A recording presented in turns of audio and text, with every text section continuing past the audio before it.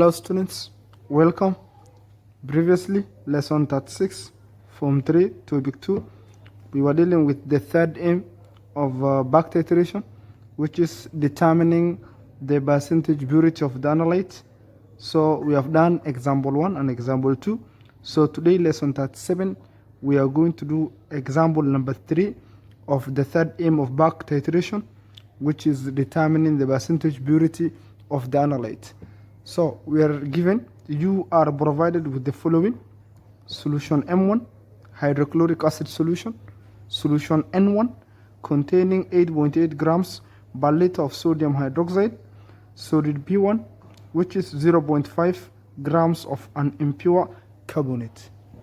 So we are told you are required to determine the first aim is concentration of M1, that's hydrochloric acid, in moles per liter. Then the second one is percentage purity of solid B1. So the first procedure, we are having procedure 1. In Romeo 1, we are told fill the burette with sodium hydroxide solution N1. Then we are told bibate 25 centimeter cube of hydrochloric acid, solution M1, into a conical flask. And Romeo 3, we are told record the result in the table below. We are given the table and they have already filled for us the titration table. Okay, we are told the first part A, Romeo 1, or part A, we are told determining the following. So Romeo 1, the average volume of solution N1 used. So N1 is sodium hydroxide solution, which we have filled in the burette. So how are we going to get the average volume? Here are the average titer of that solution N1. The first titer was having 27.2, the other one 27.1, and the third one 27.1, because they have done 3 titration experiments.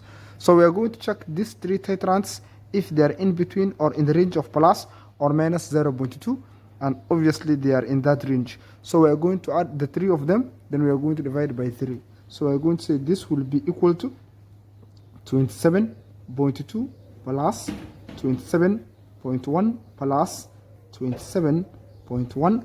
Then we are going to divide all by 3. Divided by 3. Here we are going to get, it will be equal to 27.13. 27.13. And the unit is centimeter cube. So we are going to get 27.13 centimeter cube as our average volume of solution N1 used. So Romeo 2, we are told the concentration of solution N1 in moles per liter. So if we check the information given, we are told solution N1 containing 8.8 grams per liter of sodium hydroxide. So this is the concentration of sodium hydroxide in moles, in grams per liter. So if we are given concentration in grams per liter, for us to get the molarity, we are going to just divide by the RFM, because we are told in moles per liter. In moles per liter means molarity. So if I want to get molarity, molarity is equal to concentration in gram per liter over the RFM. So let us start by getting, first of all, RFM of sodium hydroxide. So the RM of sodium is 23, the RM of oxygen is 16, plus the RM of hydrogen is 1. All of this one will give us 40. So for us to get the molarity of that solution N1 in moles per liter, we are going to have the concentration of N1, which is 8.8. Then we are going to divide by the RFM, which is 40. So here we are going to get 0.22 moles per liter. Moles per liter. So, or in other words, molarity will be 0.22 mole. Okay, Romeo 3, we are told concentration of solution M1 in moles per liter. So for us to get the molarity of that M1, we have to see again the information given. In M1, we are told is only hydrochloric acid solution. We have not been given any other thing. And on top of that one, we also know the volume of that M1 used. It is 25. It has been reacted with solution N1, which was in the burette. So we are going to first of all get the number of moles of sodium hydroxide which was in the burette. So how are we going to get moles of sodium hydroxide? Moles of sodium hydroxide. We can get moles of sodium hydroxide by having molarity of sodium hydroxide, which is 0.22, multiplied by volume used. What is the volume of sodium hydroxide? We have calculated in part A, Romeo 1, 27.13. So multiplied by 27.13 divided by 1000. So here we are going to get 0.00059686 moles. That will be the number of moles of the sodium hydroxide that has reacted with the hydrochloric acid. So the next step, I have to get the number of moles of hydrochloric acid that has reacted with sodium hydroxide, and I can get that by writing the reaction between sodium hydroxide solution and also hydrochloric acid. So we are going to get the product as sodium chloride solution plus water. This is self-balance. So the mole ratio between sodium hydroxide ratio hydrochloric acid is 1:1 because this reaction is self-balanced. So we have the number of moles of sodium hydroxide, which is 0.0059686 ratio. What about the one for hydrochloric acid? We cross multiply. So there we are going to have 0.0059686 times 1 divided by 1. So this one will still be equal to 0.0059686 moles of hydrochloric acid. So if we have the number of moles of hydrochloric acid that has reacted with that sodium hydroxide, we can get its molarity, and molarity is given by moles times 1000 over volume used. Remember, the volume of hydrochloric acid, it was in the pipette and it was 25 centimeter cube. Okay. The molarity of that hydrochloric acid will be equal to moles, which is 0.0059686 multiplied by 1000 divided by volume used. And we say the volume of hydrochloric acid used, it is 25 because it was in the pipette. So when we put that in the calculator, we are going to get 0.238744 moles per liter. Moles per liter. So in other words, it is 0.238744 m capital letter to write molarity. Okay, the next is we are going to proceed to procedure 2, and in procedure 2, Romeo 1, we are told use a measuring cylinder to pour out 100 centimeter cube of solution M1 into a 250 centimeter cube beaker. The Romeo 2 procedure, we are told add all solid B1 and stir the mixture. Romeo 3, we are told allow the reaction to continue for about 4 minutes. Romeo 4, label this solution obtained in the above process Q. Then Romeo 5, fill the burette with solution N1, which is sodium hydroxide. Romeo 6, pipette 25 centimeter cube of solution Q into a conical flask. Romeo 7, add 2 to 3 drops of phenolphthalein indicator and titrate. And we are told the last Romeo 8, record your results as shown. So we have the table here. So I've filled the table. This is the table for procedure 2. So we proceed to the question. So after that table, we hit part B. We are told determine the average volume of solution N1 used. So solution N1 used, we can check the table 2. This is the table 2. The figures that are given in the table are this. Let us check the 3 titrants, whether they are in the range of plus or minus 0.2, and obviously they are in that range. So we can take 23.7 plus 23.6 plus 23.6 then we divide by 3 so that we get the average volume of solution N1 used. So this will be equal to 23.7 plus 23.6 plus 23.6, then we divide all by 3. So here we are going to get the average volume to be 23.63 centimeter cube. That will be the average volume.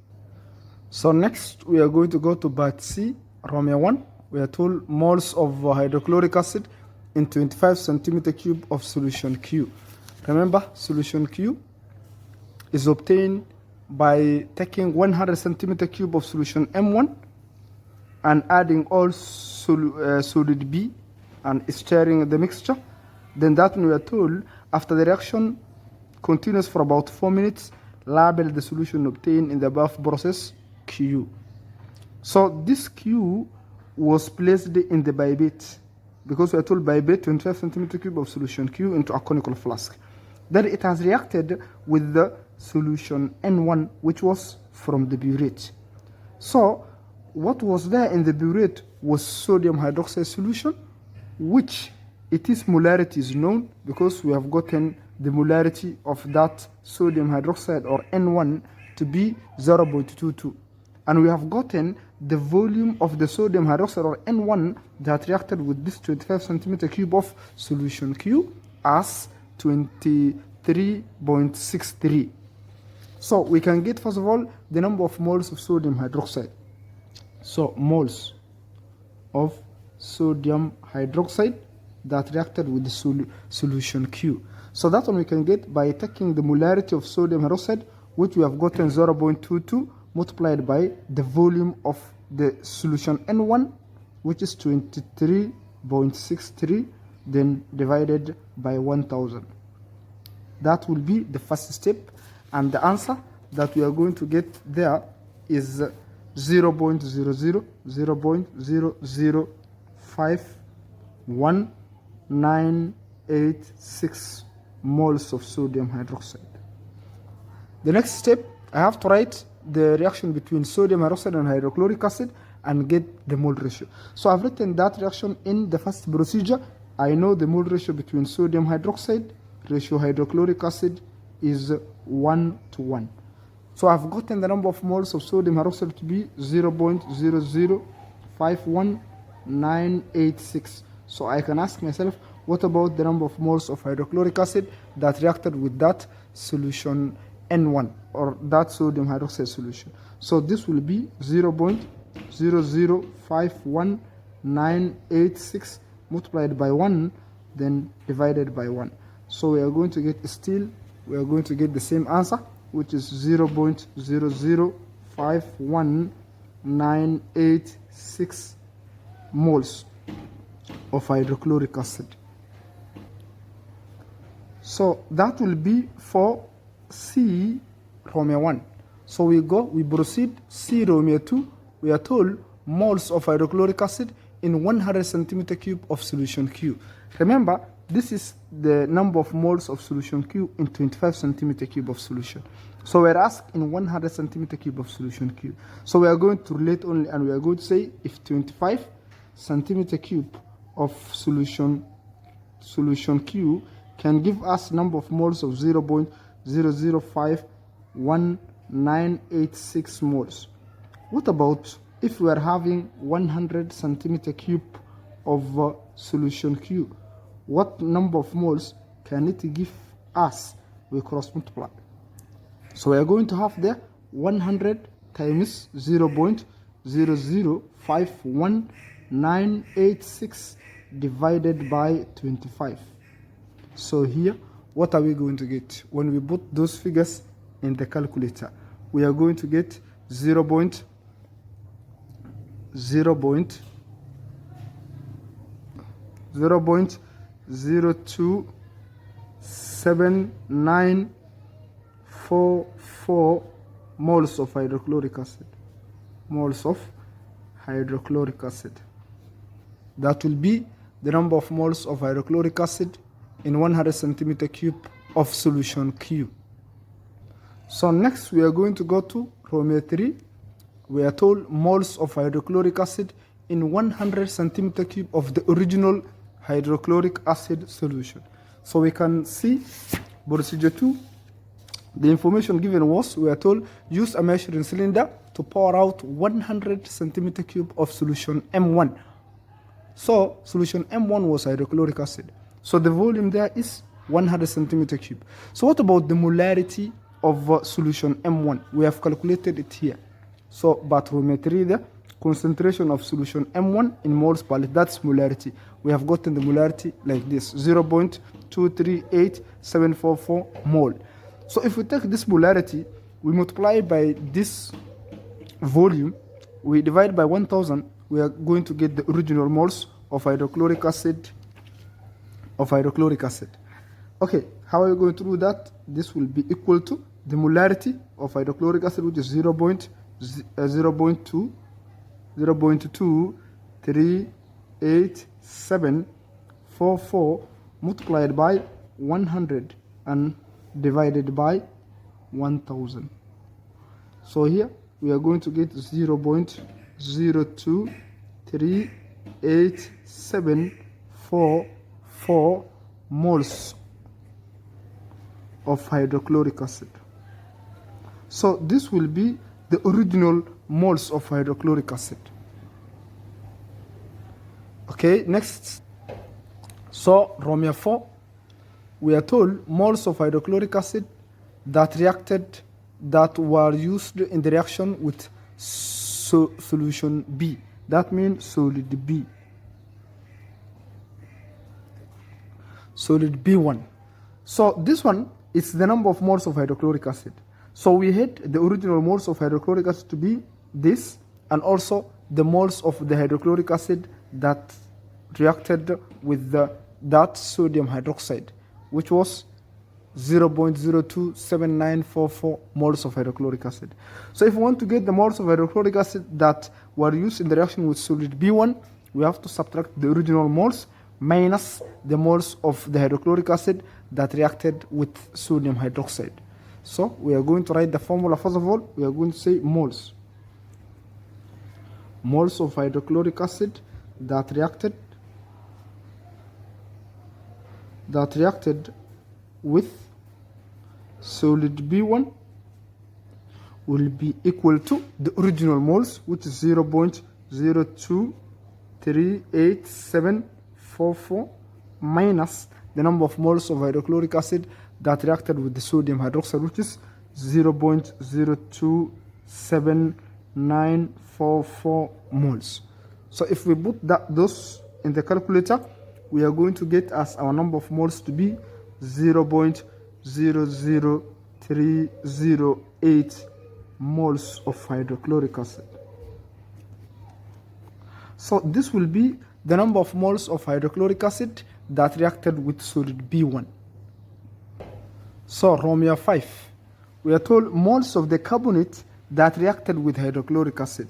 Remember, in the last part, we have gotten moles of the hydrochloric acid that reacted with the carbonate. That is solid B1.